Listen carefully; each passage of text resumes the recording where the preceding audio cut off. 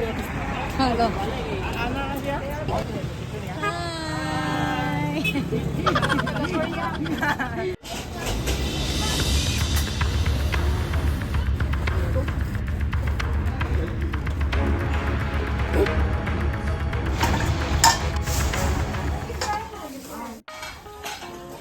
Hi guys, maayong adlaw gahapon opening na sab ang Korean surplus diri sa Bohol.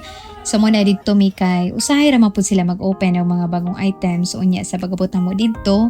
Naka-plaster na ang dakong sakyanan og daghan na sab ang nagatang-atang sa taas og onhanin lang ginugbira sa mga items mo na paaptikay na lang gyud sa maana. Aptika katagbo.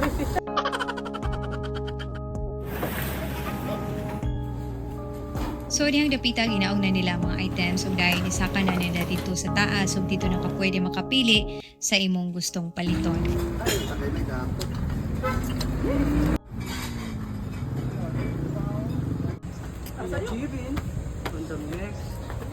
Heavy.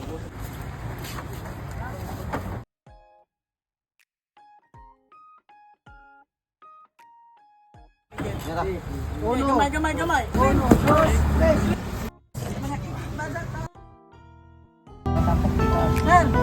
Well.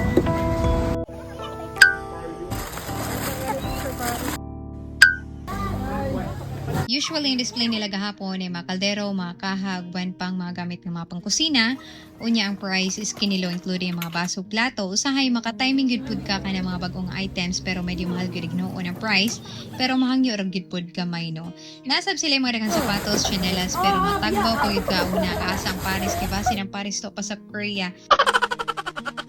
Ug nagyuban dito no nga grabe makakolek og mga items nga ilang giganahan mo na kami sa binahinay na sa miyog pamunit kay basin masyak unya mi sa among bayro nun sa among napunit no. Kay namo gid usahay nga bisag dili gyud nato kailangan paliton mapalit kay for the collection lagi ko no.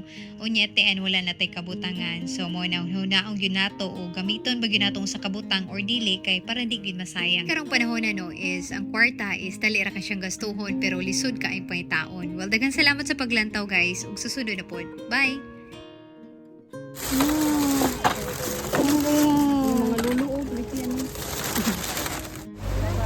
Bye!